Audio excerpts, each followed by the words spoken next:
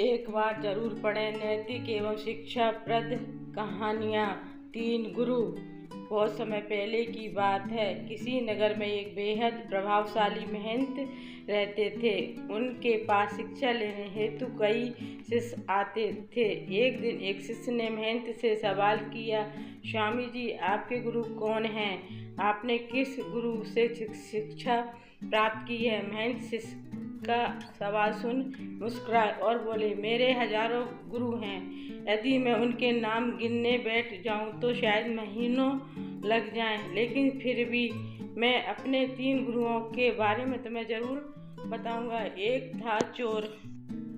एक बार मैं रास्ता भटक गया था और जब दूर किसी गांव में पहुंचा तो बहुत देर हो गई थी। सब दुकानें और घर बंद हो चुके थे, लेकिन आखिरकार मुझे एक आदमी मिला जो एक दीवार में सेंध लगाने की कोशिश कर रहा था। मैंने उससे पूछा कि मैं कहाँ ठहर सकता हूँ, तो वह बोला कि आधी रात गए इस समय आपको कहीं आसरा नहीं मिलना बहुत मुश्किल होगा, लेकिन आप चाहें तो मेरे साथ ठहर सकते हो। मैं एक चोर हूँ और अगर एक चोर के साथ रहने में आपको कोई परेशानी नहीं होगी तो आप मेरे साथ रह सकते हैं। वह इतना प्यारा आदमी था कि मैं उसके साथ 1 महीने तक रह गया। वह हर रात मुझे कहता कि मैं अपने काम पर जाता हूँ, आप आराम करो, प्रार्थना करो। जब वह काम से आता तो मैं उससे पूछता कि कुछ मिला तुम्हें? तो वह कहता कि आज तो कुछ नहीं मिला, पर अगर भगवान ने चाहा तो जल्द ही जरूर कुछ मिलेगा। वह कभी निराश और उदास नहीं होता था, हमेशा मस्त रहता था। जब मुझे ध्यान करते हुए सालों साल बीत गए थे और कुछ भी हो नहीं रहा था, तो कई बार मेरे क्षण आते कि मैं बिल्कुल हताश और निराश होकर साधना बांधना छोड़ लेने की ठान। रोज कहता था कि भगवान ने चाहा तो जल्दी कुछ जरूर मिलेगा। और मेरा दूसरा गुरु एक कुत्ता था।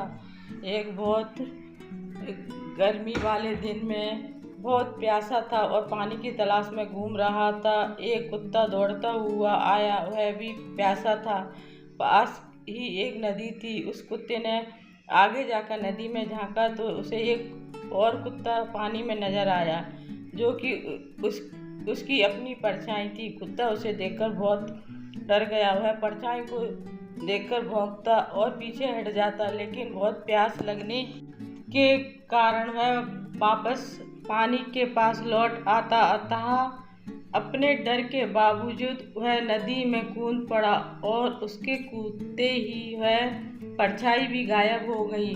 उस कुत्ते के इस साहस को देखकर मुझे एक बहुत बड़ी सीख मिल गई। अपने डर के बावजूद व्यक्ति को छलांग लगा लेनी होती है। सफलता उसी ही मिलती है जो व्यक्ति डर का साहस से मुकाबला करता है।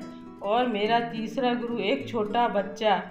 मैं एक गांव से गुजर रहा था कि मैंने देखा एक छोटा बच्चा एक जलती हुई मोमबत्ती ले जा रहा था। वह पास के किसी गिरजाघर में मोमबत्ती रखने जा रहा था। मजाक में ही मैंने उससे पूछा कि क्या है, मोमबत्ती तुमने जलाई है? वह बोला, जी मैंने ही जलाई है। तो मैंने उससे कहा कि एक क्षण था जब वह मोमबत्ती बुझी हुई थी और फिर एक क्षण आया जब वह मोमबत्ती जल गई। क्या तुम मुझे यह स्रोत दिखा सकते हो जहाँ से वह ज्योति आई है?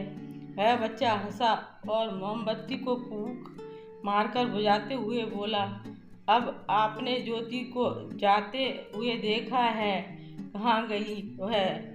आप ही मुझे बताइए। मेरा अहंकार चकनाचूर हो गया, मेरा ज्ञान जाता रहा और उस क्षण मुझे अपनी ही मूढ़ता का एहसास हुआ। तब से मैंने कोरे ज्ञान से हाथ धो लिए। मित्रों, शिष्य होने का अर्थ क्या है?